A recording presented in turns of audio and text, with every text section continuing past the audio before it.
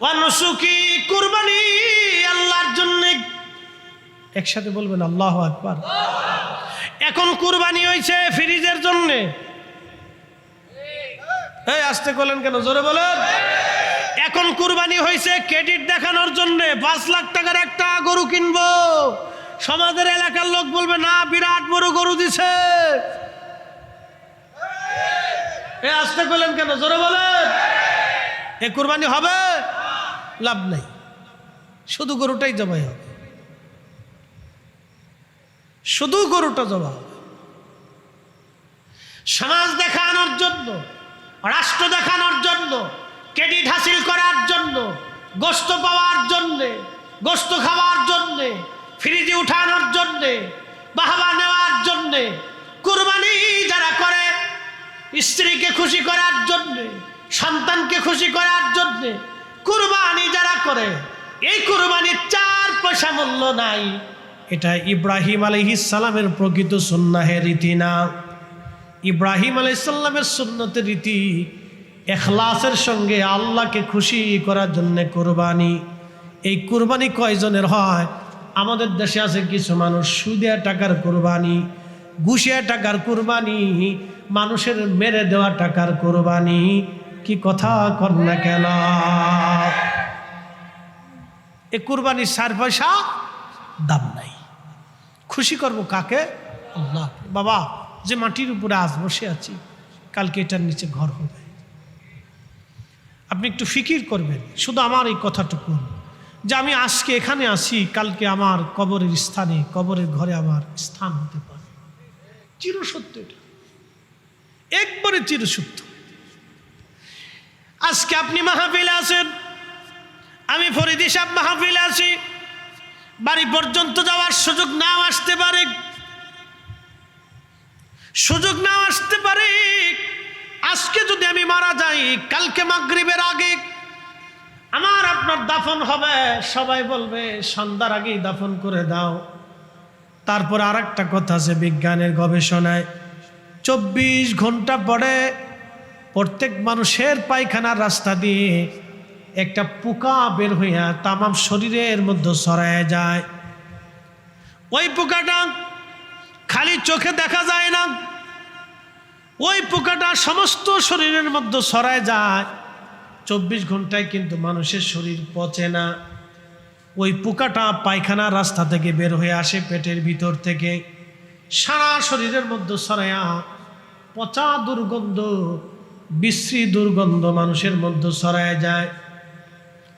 যেই প্রাণের স্ত্রীর জন্য আপনি সুদ খাইলেন, ঘুষ খাইলেন, অন্যায় করলেন, সেই স্ত্রীও তাড়াতাড়ি বলবে দাফন করে দেন, গন্ধ গন্ধ ছড়ায় গেছে। গন্ধ ছড়াইছে যে সন্তানের জন্য হারাম খাইছেন, ওই সন্তান বলবে গন্ধ, বাবারে তাড়াতাড়ি কবরে দিয়ে দেন। আল্লাহর কসম, এটাই চির সত্য মানুষের জীবন। আহা, মানুষ যদি বুঝতো তার রাব যে তার আপন, তার রসুল যে তার আপন, মানুষ যদি বুঝতো তার রাব আপন, তার রসুল আপন, সৃষ্টি তার কে মানুষের কেউ আপন হয় না, সব পর হয়ে যায়। আল্লাহর কোরআন বলতেছে, আইয়ুহাল্লাযীনা আমানু লা তুলহিকুম আমওয়ালুকুম ওয়ালা আওলাদুকুম আন যিকরিল্লাহ।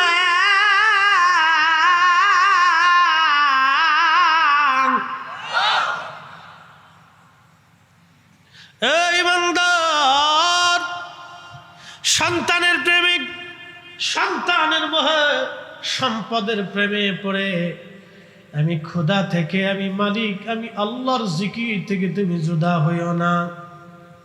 আমি আল্লাহর জিকির থেকে জুদা হইও না, নামাজ থেকে জুদা হইও না, হক হালাল থেকে জুদা হইও না, রোজা থেকে জুদা হইও না।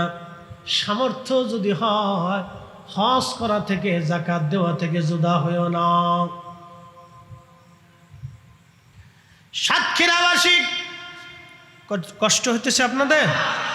ইনশাল্লাহ বেশি কষ্ট দেব আমি। এভাবেই একটা মধ্যবর্তী সময়ে আপনাদেরকে কিছু মূল্যবান কথা বলার চেষ্টা করব। আমার বলার কোনো শক্তি নেই, যিনি বলান তিনি যদি শক্তি দেন তাহলে বলতে পারেন, কথা ঠিক কি না? আমার বলার কোনো শক্তি নাই, কোনো সামর্থ্য আমাদের নেই। আল্লাহ জবান দিয়ে বলান তাই বলি। ওয়াজ করার আগে কোনোদিনও আমরা কিন্তু এই করে আসার সুযোগ নেই, মানে সিলেবাস কমপ্লিট করে যে এই বিষয়ের উপরে শুধু আলোচনা করব, এটা কমপ্লিট হয় না। একজন বক্তা তার জবান থেকে আল্লাহ নানান কথা বের করে দেয়, নানান কথা বের করে। আপনারা দেখেন আমার কথা শোনার জন্য বসে রয়েছেন, আমার কি আছে কথা? কিছু নেই, কিন্তু আল্লাহর কথাগুলি শুনতে আপনাদের কাছে ভালো লাগতেছে। আসতে বলেন কেন? জোরে বলেন। আল্লাহর কালামের কথা শুনতে আপনাদের কাছে কি লাগতেছে? ভালো লাগতেছে। কেন? এর পরিচয় আল্লাহ কোরআনে দিয়ে দিছে। যে কেন ভালো লাগতেছে আল্লাহ এখানে বলে দিছে, ওয়াইদা তুলিয়াত আলাইহিম আয়াতুহু যাদাতুহুম ঈমানা।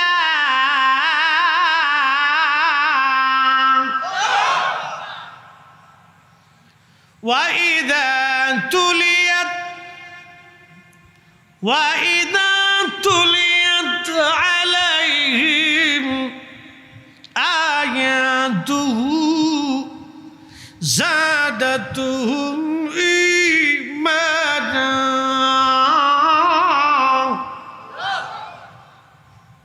কোরআন বলতেছে তারা মুমিন যখন তাদের অন্তরে আল্লাহর স্মরণ, কোরআনের আয়াতগুলি তেলাওয়াত করা হয়, যারা মুমিন তাদের অন্তরে ঈমান বেড়ে যায়, ভালো লাগে, ভালো লাগে, ভালো লাগে, আরো শুনতে তাদের মন চায়।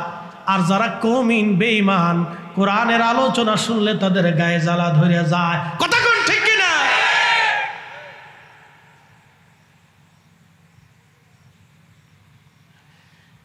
সাতক্ষীরাবাসী মা বোনেরা শুনিয়া যান, এই জন্য প্রত্যেক ঘরে ঘরে কোরআনের আওয়াজ দরকার। আজকে তেলাওয়াত বন্ধ হয়ে গেছে। আমার মসজিদের সেক্রেটারি হিসেবে রমজানে তার ছেলে মেয়েরা, স্ত্রী পুত্র পরিবার থেকে প্রায় 100 খতম কোরআন দেয়। একসাথে বলবেন না মারহাবা? শেষ জুমাতুল বিদাতে আমার কাছে এসে বলে, হুজুর 100 খতম দোয়া করবেন, বকশিস করে দেন। 100-র মতো খতম দেয়। তাহলে তার সন্তানরা কিভাবে, মেয়েরা কোরআনের হাফেজা পড়তে থাকে। আল্লাহু আকবার। আর আমার দেশের মেয়েরা খালি ফেসবুক টিপতে থাকে। কি এক বদ মানে অভ্যাস হয়ে গেছে, সর্বনাশ। আহা, আগের যুগে দেখেছি দাদি নারীরা ভাঙ্গা ভাঙ্গা গলায় কোরআন পড়তো। অত বিশুদ্ধ ছিল না, কিন্তু ভাঙ্গা ভাঙ্গা গলায় কোরআন পড়তো। যদিও এত বিশুদ্ধ ছিল না, কিন্তু ইখলাস ছিল অন্তরের মধ্যে। এত বেশি ইখলাস ছিল, তারা প্রত্যেক দিন সকালবেলা কোরআনের আওয়াজ দিত।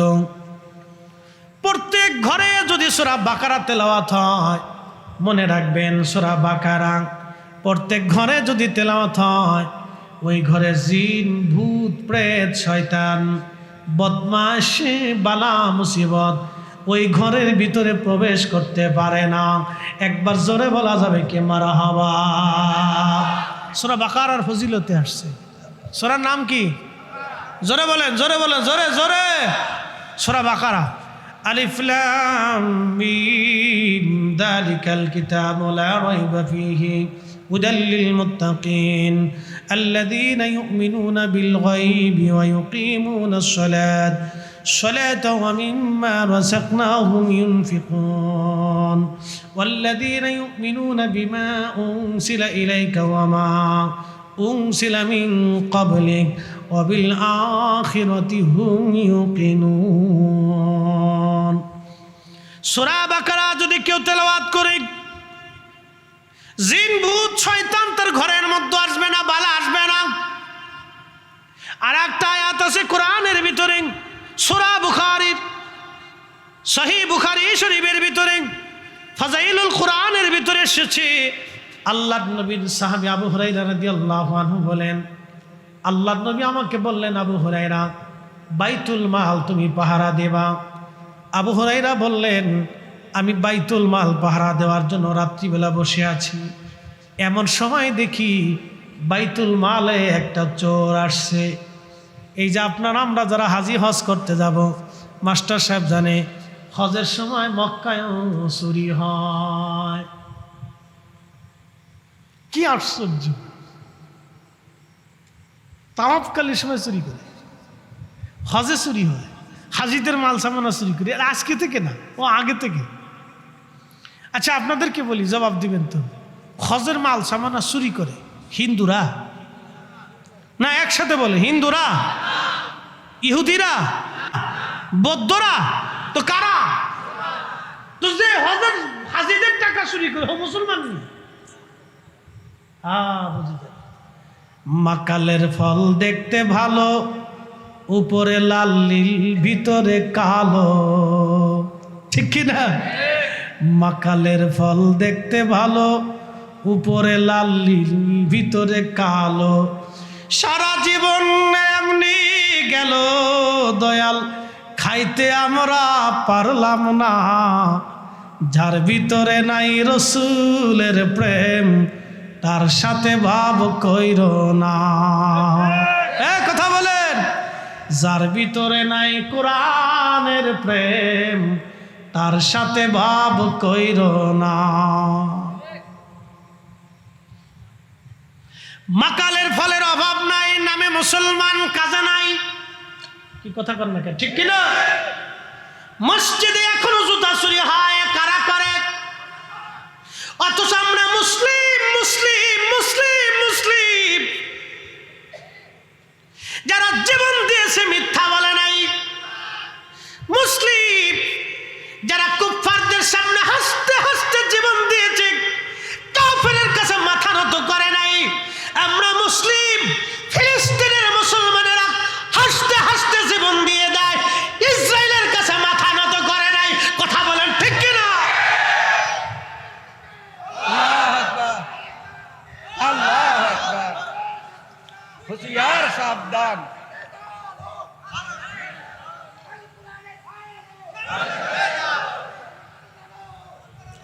প্রিয় মুসলমান আমার, খুব মনোযোগ দিয়ে, 30 থেকে 40,000 মুসলমান ফিলিস্তিনে আজ শহীদ হয়ে গেছে।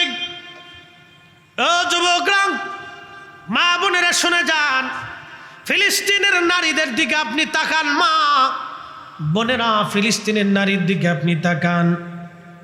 মা সন্তান মরে গেছে কোলের মধ্যে, ছিন্ন বিচ্ছিন্ন সন্তানের লাশ, কিন্তু মা হেজাব ছেড়ে দেয় নাই।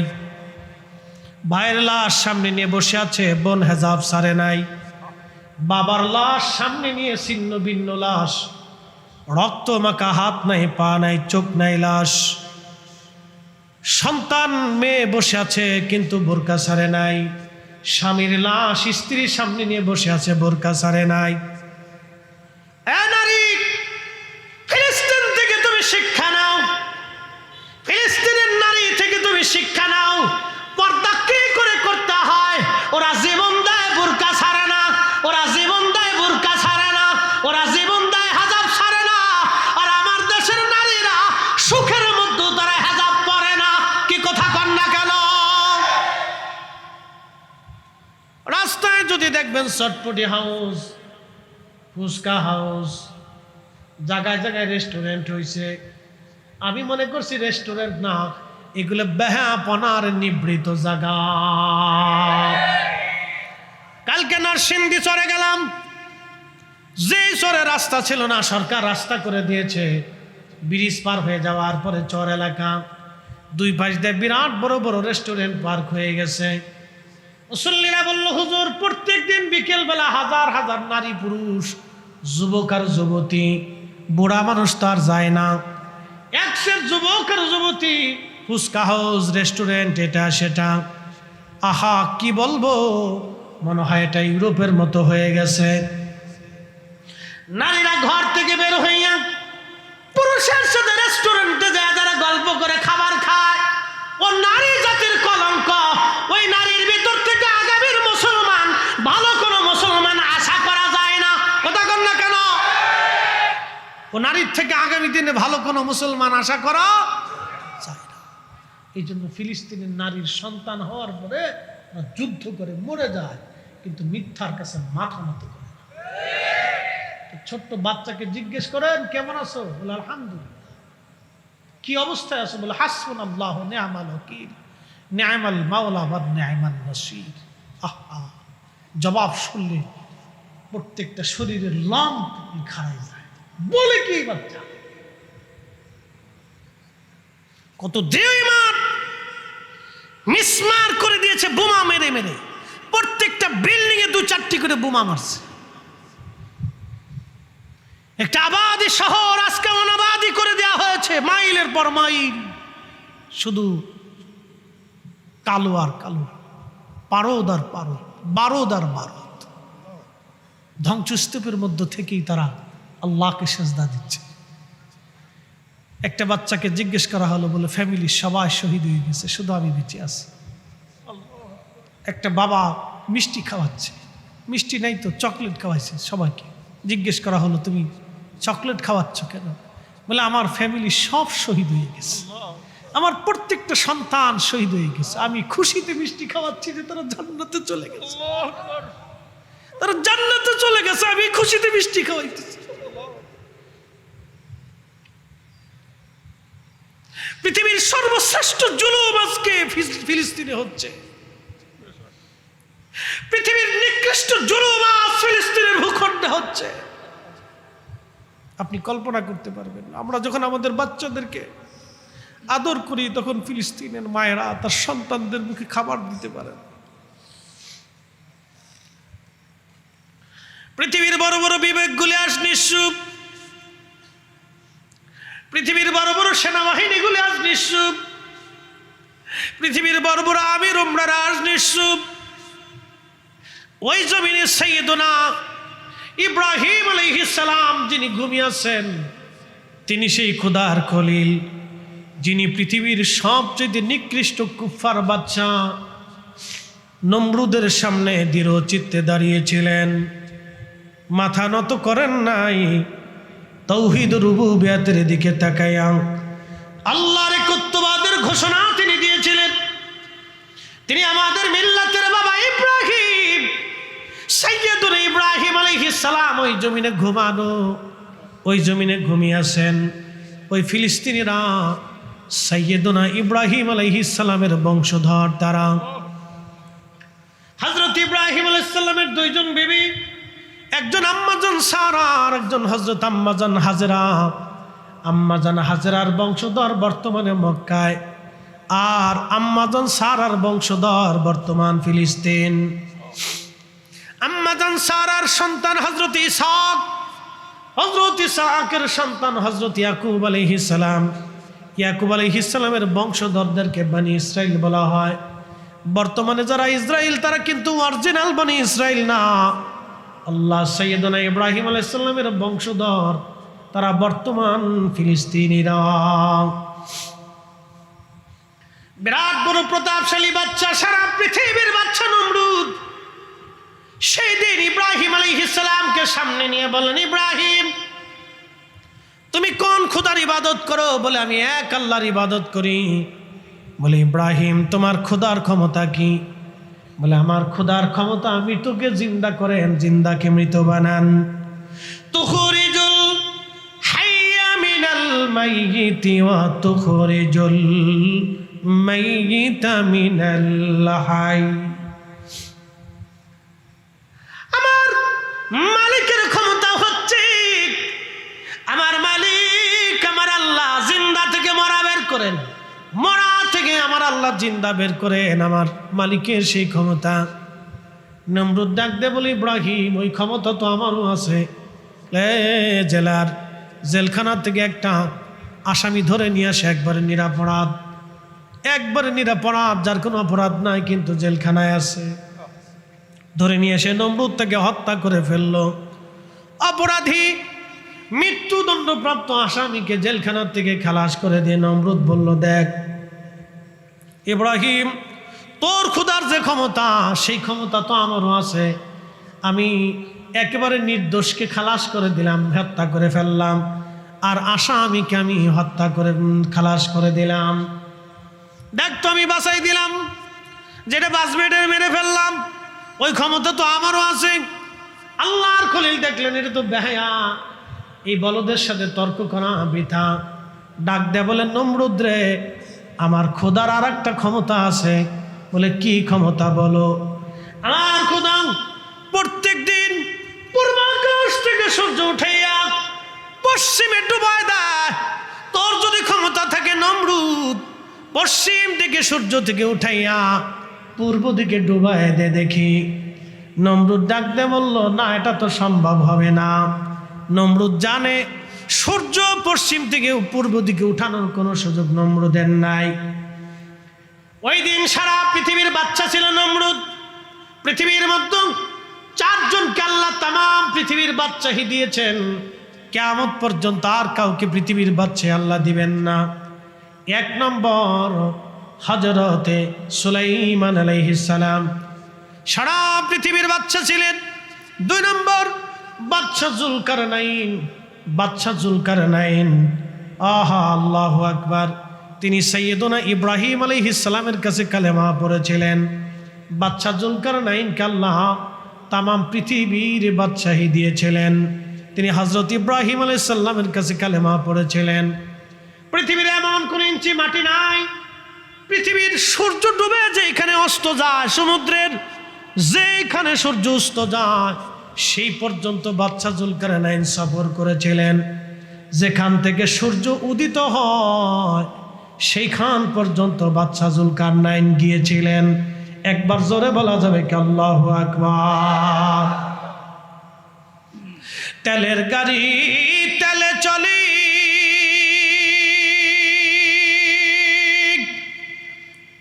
হাওয়ার গাড়ি হাওয়ায় উড়ে, তেলের গাড়ি তেলে চলি, হাওয়ার গাড়ি হাওয়ায় উড়ে, বিনা তেলে চালায় গাড়ি নবী সুলাইমান। আমরা সেই মুসলমান, আমরা সেই মুসলমান। যেখান থেকে সূর্য উদিত হয় জুলকারনাইন সেই পর্যন্ত সফর করেছিলেন। এর সীমানা জাপান, এরপরে উত্তর কোরিয়ার কোনাকুনি দিয়ে রাশিয়ার একটা ভূখণ্ড, যেখানে এখন আর যাওয়া সম্ভব না। এটা খুব দুর্গম এলাকা। এর পাশে জনপদ ছিল। এই জনপদে একটা জাতিকে তিনি পেয়েছিলেন, সে জাতির নাম ইয়াজুজ আর মাজুজ। নূহ আলাইহিস সালামের 4টে বেটা ছিল, 4টে সন্তান। একটা সন্তানের নাম হাম, সাম, ইয়াফেস এবং কেনান। আবার বলি হাম, সাম, ইয়াফেস এবং কেনান। এই হাম এবং সাম, কেনান কাফের হয়ে মারা গেল, মহাপ্লাবনে ডুবে মারা গেল। আর একটা সন্তানের নাম ইয়াফেস। এই ইয়াফেসের বংশধর হলো ইয়াজুজ মাজুজ। ইয়াজুজ মাজুজের দৈর্ঘ্য হবে 120 গজ, বড় বড় লম্বা, খুব বড় বড় জোয়ান মধ্য হবে, খুব বিভৎস হবে তারা। তাদের চুল দাড়িগুলি থাকবে লাল আর কালো, আমাদের চুল দাড়ি লাল আর সাদা। আর ইয়াজুজ মাজুজের চুল দাড়ি থাকবে লাল আর কালো, তাদের চেহারা হবে বিভৎস, সুঠাম দেহের, বিরাট বড় শক্তিশালী। তারা পৃথিবীতে যখন আসবে, ঈসা আলাইহিস সালাতু ওয়াস সালাম যখন দুনিয়াতে আসবেন, পৃথিবীর কিয়ামতের আগে দুনিয়াতে আসবেন, ভূমধ্য সাগর, আরব সাগর থেকে শুরু করে পৃথিবীর বড় বড় সাগরের পানিগুলি তারা খেয়ে শেষ করে ফেলে দিবে। এত পরিমাণে তারা হবে, এত শক্তিশালী তারা হবে, পৃথিবীর মানুষ মেরে মেরে একবারে মিসমার করে দিবে। সেই দিন শুধু পাক্কা ইমানদার ছাড়া আর কেউ বাঁচবে না। একসাথে বলবেন আল্লাহু আকবার। না না, আরো জোরে বলেন আল্লাহু আকবার। মক্কা মদিনায় তারা ঢোকার সুযোগ পাবে না। আরো জোরে বলবেন আল্লাহু আকবার। দাজ্জাল মক্কা মদিনায় ঢুকতে পারবে না। সেই দিন পাক্কা ইমানদার ছাড়া আর কেউ বাঁচতে পারবে না। সেই ইয়াজুজ মাজুজ পৃথিবীতে আসতো, মাঝে মধ্যে আক্রমণ করত, মানুষ মেরে ফেলতো। লোকেরা বলল, বাদশা জুলকারনাইন, আপনি দয়া করে আমাদের জন্য ওই মানুষগুলি থেকে বাঁচান যারা বিভৎস এবং খুবই জালিম, যারা জুলুম করে, অন্যায় করে। এই জন্য পৃথিবীতে যারা জুলুম করে, অন্যায় করে, তারা ইয়াজুজ মাজুজের বংশধর, তাদের রক্তের মধ্যে ইয়াজুজ মাজুজের রক্ত আছে। এরা নিকৃষ্ট, আল্লাহ জুলুম বাসকে পছন্দ করে না। জুলুম অবশ্যই ধ্বংস হয়ে যাবে, ন্যায় পৃথিবীতে প্রতিষ্ঠিত হবে। কথা বলেন ঠিক কিনা? ফিলিস্তিন আবার বিজয় হবে। কথা বলেন ঠিক কিনা? ইসরায়েলের পণ্য কোকা কোলা, পেপসি, এই ফান্টা, তারপরে আরো কিছু কিছু প্রোডাক্ট আছে, তারপরে Nestle company, Nestle coffee toffee খান, এই ইসরায়েলের পণ্য, এগুলি খাবেন না, কিনবেন না, এগুলি বয়কট করবেন। পেপসি, কোকা কোলা, নেসলে কোম্পানির পণ্যগুলি, এই যে যারা জানেন না এখন জানতেছেন, এগুলি কিনবেন না, এটি ইসরায়েলের প্রোডাক্ট। আপনি 1 টাকা দিয়ে যদি কিনেন তাহলে বুঝলেন আপনি ফিলিস্তিনের ভাইয়ের বুকে গুলি করছেন, আপনি জুলুমে সাহায্য করছেন। কি কথা কন না কেন? জোরে বলেন। কষ্ট হচ্ছে আপনাদের? তাহলে একসাথে জোরে বলেন আল্লাহু আকবার। আমাদেরকে ন্যায়ের পথে থাকতে হবে। কথা বলেন ঠিক কিনা? হকের পথে থাকতে হবে। আল্লাহ কবুল করুক, বলে না আমি। একটু দুরূদে পড়েন, আল্লাহুম্মা সাল্লি আলা সাইয়্যিদিনা মাওলানা মুহাম্মদ। আর একটু বাড়াই দেন, মাওলানা। বন্ধু আমার, বাদশা জুলকারনাইন বললেন, ঠিক আছে, আমি প্রাচীর নির্মাণ করে দেব। সেই দিন তিনি যে পাহাড়ের, 2 পাহাড়ের মাঝখান দিয়ে বিরাট এক গিরিপথ ছিল, ওই গিরিপথ দিয়ে তারা আসতো। ওই পাহাড় বন্ধ করার জন্য ইয়াজুজ মাজুজের গিরিপথ, বাদশা জুলকারনাইন তিনি লোহা গরম করলেন এবং সীসা গরম করলেন। লোহা এবং সীসা এবং তামা গরম করে এটাকে নরম করে বিরাট বড় গর্ত খনন করে, বিরাট বড় পাহাড় উঁচু সমান এই লোহা এবং তামা দিয়ে, সীসা দিয়ে এমন শক্তিশালী একটা প্রাচীর ওই সময় নির্মাণ করে দিলেন। আর বলে দিলেন, ইনশাআল্লাহ তারা বের হতে পারবে না। কিন্তু ইয়াজুজ মাজুজ প্রত্যেক দিন ওই প্রাচীরটা ভাঙ্গার জন্য চেষ্টা করে। তারা মানব জাতির একটা অংশ, কিন্তু খুবই শক্তিশালী। ওই প্রাচীরটা ভেঙে ফেলে দেওয়ার জন্য চেষ্টা করে। সন্ধ্যা থেকে, এই সকাল থেকে সন্ধ্যা পর্যন্ত তারা চেষ্টা করে এটা ভাঙ্গার জন্য। সন্ধ্যা যখন লাগে তখন একেবারে শেষ প্রান্তে তারা চলে আসে। ওদের যিনি রাজা আছে, এই রাজা সর্দার, সে বলে যে চলো, সন্ধ্যা লেগে গেছে, আগামীকাল আবার আমরা খুঁজবো, এই প্রাচীর ভেঙ্গে আমরা পৃথিবীতে আক্রমণ করব। কিন্তু সকালবেলা এসে তারা দেখে পুনরায় সেই প্রাচীর আবার নির্মাণ হয়ে যায়। আল্লাহর নবী বললেন, কিয়ামতের আগে ঈসা রূহুল্লাহ আলাইহিস সালাম যখন দুনিয়াতে আসবেন, তখন ইয়াজুজ মাজুজ দুনিয়াতে আসার আর সময় আসবে। তখন ওই যিনি সর্দার থাকবে, তিনি প্রাচীর ভাঙ্গার যখন সন্ধ্যাবেলা আসবে, সন্ধ্যা আসার সময় প্রাচীর ভেঙ্গে একেবারে শেষ প্রান্তে চলে আসবে, তখন ওই যিনি সর্দার থাকবে তিনি বলবে, চলো আমরা ফিরে যাই, কালকে সকালবেলা আবার আমরা আসবো, ইনশাআল্লাহ কালকে আমরা এটা ভেঙ্গে ফেলবো। এত কোটি লক্ষ বছর পার হয়ে যাবে, তোর ইনশাআল্লাহ বলবে না। হাজার হাজার বছর চলে যাবে, ইনশাআল্লাহ বলবে না। কিন্তু যেই দিন ইনশাআল্লাহ বলবে, সেই দিন প্রাচীর তারা ভেঙ্গে ফেলে দিয়ে দুনিয়ার মধ্যে তারা এত দ্রুত গতিতে ছড়ায় যাবে যে ভূমধ্য সাগরের মধ্যে কোনো পানি থাকবে না, কোনো নদীর পানি তারা অবশিষ্ট রাখবে না, সব খেয়ে দিয়ে একবারে সাবার করে দিবে। মানুষ মেরে মেরে সাফ করে ফেলবে, পৃথিবীতে বিভৎস লেগে যাবে, ইমানদার ছাড়া কেউ বাঁচতে পারবে না। সমস্ত মানুষেরা হযরতে ঈসা রূহুল্লাহ আলাইহিস সালামের কাছে যাবে, ওগো আল্লাহর নবী, আপনি তো এই নবীর উম্মত হয়ে আসছেন, আপনার দোয়ার বরকত আছে, ইয়াজুজ মাজুজের অত্যাচারে আমরা ধ্বংস হয়ে যাচ্ছি, পৃথিবী নিশ্চিহ্ন হয়ে যাচ্ছে, আপনি ওদের জন্য বদদোয়া করে দেন। হযরতে ঈসা রূহুল্লাহ আল্লাহর দরবারে হাত বাড়াবেন, রাব্বি এত বড় শক্তিশালী জাতি, যাদের সাথে যুদ্ধ করার মতো সেনাবাহিনী আমাদের নাই। আল্লাহ তুমি এই জাতিকে ধ্বংস করে দাও। দেখবেন ইসরায়েল একদিন ধ্বংস হবে। আল্লাহর দরবারে এমন একজন হাত ধরে কেটে ফেলবে, যার হাত আমার আল্লাহ আসমান থেকে ফিরাবে না। কি কথা বলেন, ঠিক না বেঠে?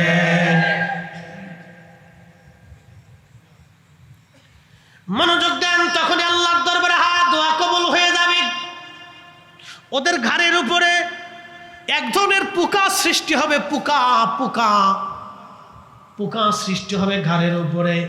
আমাদের ঘাড়ের এখানে দেখবেন একটা উঁচু জায়গা আছে, হাড্ডির মতো একটা জায়গা থাকে, এই জায়গাটা ওদের পোকার সৃষ্টি হবে।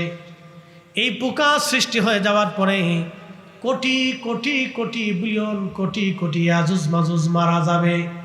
রাতারাতি পোকায় তারা মারা যাবে। সারা পৃথিবী গন্ধে ছড়ায় যাবে। এত পরিমাণে গন্ধ হবে, ওই গন্ধে মানুষ টিকতে পারবে না। আবার তারা ঈসা রুহুল্লাহর কাছে যায়, বলবে ওরা আল্লাহর নবী, এত দুর্গন্ধ বেঁচে থাকা দায় হয়ে গেছে, আপনি এই পচা থেকে বাঁচানোর জন্য আল্লাহর দরবারে দোয়া করে দেন। আল্লাহর নবী ঈসা রুহুল্লাহ আলাইহিস সালাম হাত তুলবে, রাব্বি, সারা পৃথিবী গন্ধে ছড়ায় গেছে, আল্লাহ আপনি পচা সরায় দেন। মুসুলধারে একাধারে 7 দিন, মতান্তরে 40 দিন পর্যন্ত বৃষ্টি নামবে। আল্লাহু আকবার। না না, আরো জোরে, আরো জোরে, জোরে জোরে। বৃষ্টি কার রহমত? জোরে বলেন, কার? ওই আপনাদেরকে আল্লাহ উপকূলীয়বাসীদেরকে কষ্ট দেয়, কিন্তু সারা বাংলাদেশের মানুষকে আল্লাহ আরাম দেয়। আপনাদের এই কষ্টের বিনিময়ে সারা বাংলাদেশে আল্লাহ আরাম দিয়ে দেয়। ফসা গলা, ময়লা আবর্জনা বিবর্জনা, রোগ ব্যাধি বৃষ্টির সাথে আল্লাহ ভাষায় নিয়ে চলে যায়। 7 দিন মতান্তরে 40 দিন একাধারে আকাশ থেকে মুষলধারে বৃষ্টি হবে। ওই বৃষ্টির পানিতে ইয়াজুজ মাজুজের লাশগুলি ভাষায় ভাষায় আল্লাহ সমুদ্রে নিয়ে চলে যাবে। সারা পৃথিবী পয়জন মুক্ত হয়ে যাবে। আল্লাহ নবী বলেন, উম্মতেরা, হযরত ঈসা নবী এবং ইমাম মাহদী সারা পৃথিবীতে এইরকম ভাবে ন্যায় ইনসাফ প্রতিষ্ঠিত করবে। কোনো সুদ থাকবে না, ঘুষ থাকবে না, কারো জমিন অন্যায়ভাবে দখল করবে না, হত্যা হবে না, কারো মাথায় বাড়ি মারবে না, কারো অন্যায়ভাবে ঘুষি দেবে না, কারো জমিন কেড়ে নেবে না, কারো মেয়ে নিয়ে কেউ পালিয়ে যাবে না, কারো ইজ্জতে কেউ হাত দিবে না, কাউকে বকা দিবে না, কাউকে গালি দিবে না। এই অন্যায় জুলুম পৃথিবী থেকে নিশ্চিহ্ন হয়ে যাবে, মিসমার হয়ে যাবে সেই দিন। এমনকি কোনো পশুর সাথে সেই দিন জুলুম করবে না। আল্লাহ নবী বললেন, সেই সময় আল্লাহর জমিন আল্লাহ এত পরিমাণে নিয়ামত দিবে, এত পরিমাণে আল্লাহ বরকত দিবে যে একটা আনারের ফল দিয়া সারা গ্রামের মানুষকে শেষ করতে পারবে না। একটা গাভীর দুধ দিয়ে সারা গ্রামের মানুষ খাবে, কিন্তু গাভীর দুধ সেই দিন শেষ হবে না। একবার জোরে বলা যাবে কে মারহাবা? বুঝতে অসুবিধা হয়? এই নিয়ামতটা একটা কারণে হবে, ন্যায়ের কারণে। আমাদের বাংলাদেশের মানুষের তকদির চেঞ্জ হয় না কেন জানেন? ন্যায় নাই। কি কথা বল না কেন? মামলা যে করে সে অর্ধেক মিথ্যা লেখে, অর্ধেক সত্য লেখে। মামলা করার আগে উকিলের কাছে যা পরামর্শ করে যে কিভাবে মামলা সাজাইলে মামলাটা জটিল হবে। মামলার শুরুটাই হয় মিথ্যা দিয়ে। বাংলাদেশের 100% মামলা, 99% মামলা মিথ্যা। আমি কিন্তু খারাপ বলি নাই, ডোন্ট মাইন্ড, খারাপ নিবেন না। মামলার শুরুটা হয় মিথ্যা দিয়ে, তখন প্রশাসন চিন্তা করে এটার স্টার্ট হয়েছে মিথ্যা দিয়ে, এটা শেষও হবে মিথ্যা দিয়ে। এই জন্য সবাই কয় খালি মাল নিয়ে আসে।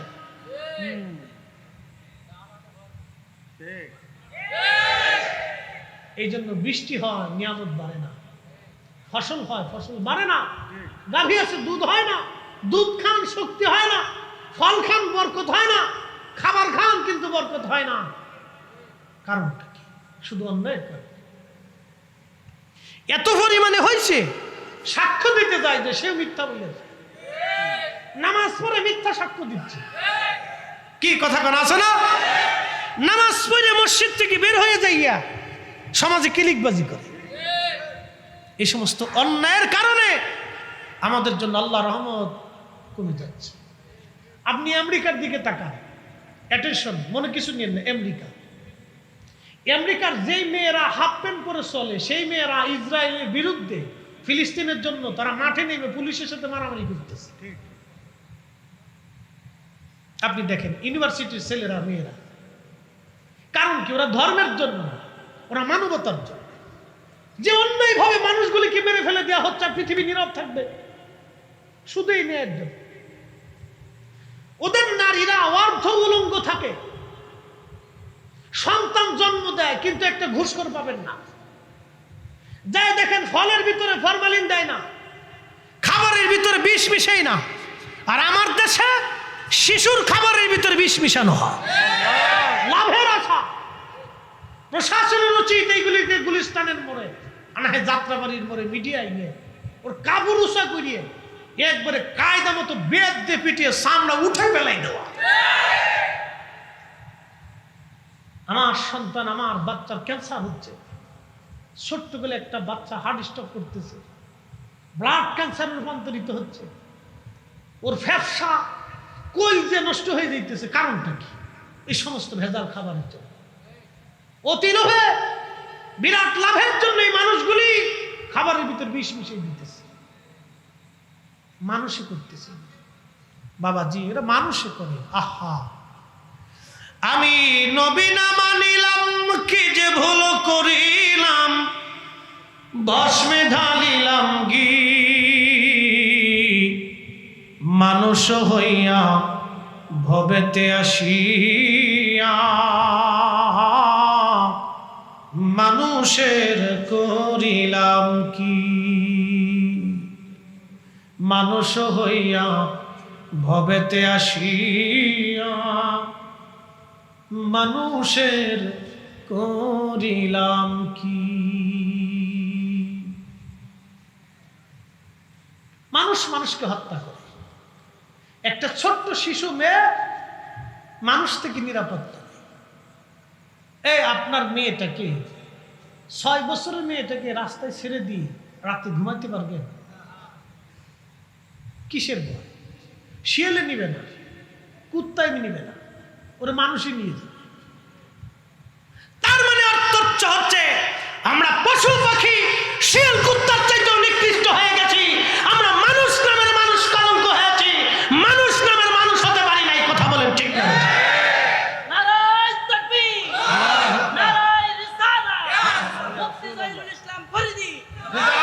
আমরা মানুষ হতে পারি নাই। মানুষ হতে হবে আমাদেরকে, মানুষের মতো। আল্লাহ নবীর তরিকায় মানুষ হতে হবে আমাদেরকে। সাহাবীদের জামানাতে, সাহাবায়ে কেরামের জামানাতে যে মানুষেরা দিনে দুপুরে মানুষ জবাই করত, আল্লাহ রসুলের দর্শে বসে জীবন পরিবর্তন হয়ে গেল। এত পরিবর্তন হলো, আহা, নিজেরা ক্ষুধার্ত থেকে গরিবদেরকে খাবার দিতে। সাহাবীদের জীবন এত পরিবর্তন হয়ে গেল, পৃথিবীর সর্বশ্রেষ্ঠ মানুষের রূপান্তরিত হল। নবী বলে গেলেন, আসহাবী কান নুজুম, আমার সাহাবীরা আকাশের নক্ষত্রের মতো। একসাথে বলা যাবে না আল্লাহু আকবার? পৃথিবীর শ্রেষ্ঠ মানুষের রূপান্তরিত হল। কারণ কি? রাসূলের দর্শে বসে মানুষের মতো মানুষ হয়ে গেছে। প্রিয় সাতক্ষীরার মুসলমান,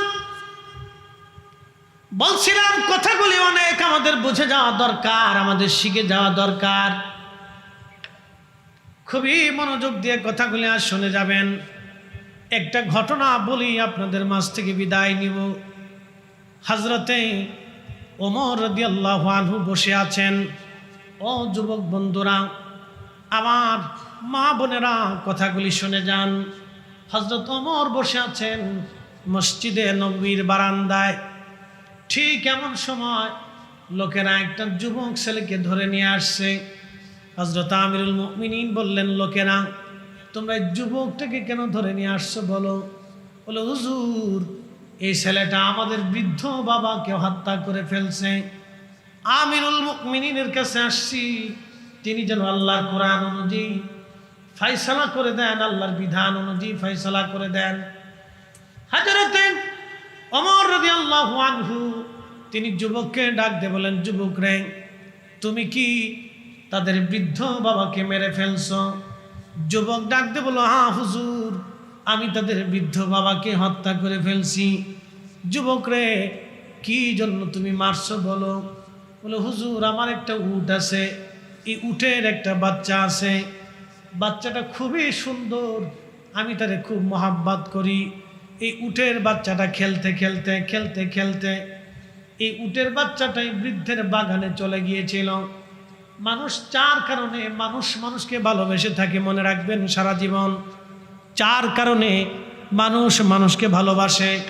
1 নম্বর জামালিয়াত, 2 নম্বর কামালিয়াত, 3 নম্বর কারাবাত, 4 নম্বর এহসান। জামালিয়াত, কামালিয়াত, কারাবাত, এহসান। জামালিয়াত মানে সৌন্দর্য।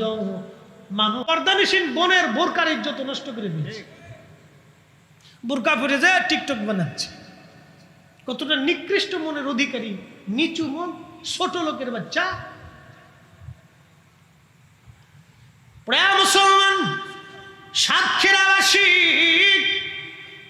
কষ্ট হইতেছে আপনাদের? হ্যাঁ, সারাত না, একবার কম দেব না। কালকে হলো আমার জুমা, আবার পরের দিন ফজরের নামাজ পড়েই এই হজ ক্যাম্পে চলে যেতে, একটা জ্বালা আছে। তো যা হোক, ইনশাল্লাহ এই একবারে কম সার্ভিস দিবার না, ভয় নেই।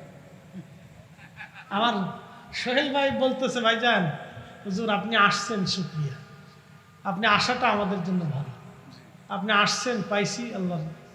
আসলে এই অঞ্চলে আমার একটু আশাটা কম। আমি চট্টগ্রাম লেন, সিলেট লেন, এই ময়মনসিংহ লেন, এই অঞ্চলে বেশি প্রোগ্রাম আমার বেশি হয়। প্রত্যেক দিন সিজনে এদিকে আবার ওই বাদমাগরি, বাদাসা, রাত্রে, মিড রাইতে 2-3টে করে হয়। তো যার কারণে এই টানে আমার আসতে অনেক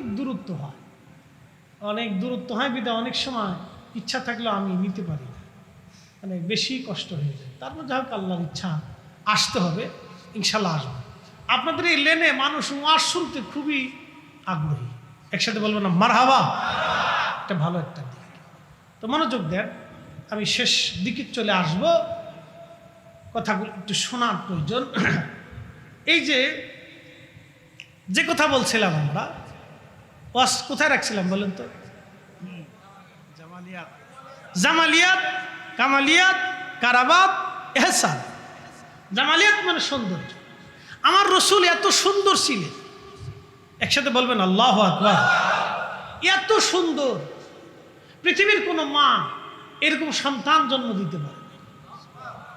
বিশ্ববিখ্যাত ইমাম হাফিজুল হাদিস, আজ থেকে 450 বছর আগের মক্কার ইমামুল হারামাইন আশ-শরীফাইন মোল্লা আলী কারি মাক্কি হানাফি রহিমাহুল্লাহ, তিনি মক্কাতে দর্শ দিতেন 450 বছর আগের ইমামুল হারামাইন, মানে মদিনা এবং হারামের, 2 হারামের ইমাম ছিলেন তিনি। আল্লাহু আকবার। মদিনাতেও তিনি হাদিসের দর্শ দিতেন, মক্কাতেও তিনি হাদিসের দর্শ দিতেন। এত বড় মুহাদ্দিস ছিলেন, সেই জমানার হাফিজুল হাদিস ছিলেন, 1 লক্ষ হাদিস মুখস্থ ছিলেন। একসাথে বলবেন আল্লাহু আকবার। তিনি আমার রসুলের প্রশংসা একটা কিতাব লিখছেন, আল মাউরিদুর রাবি ফি মাউলিদিন নবী সাল্লাল্লাহু আলাইহি সাল্লাম। মিলাদুন নবী নিয়ে আপনারা বিতর্ক করেন না, এটা অনেকে বুঝে না। এটা এই বিতর্ক করে আমরা আরো মুসলমানদের ভিতর ভাগ করে দিচ্ছি।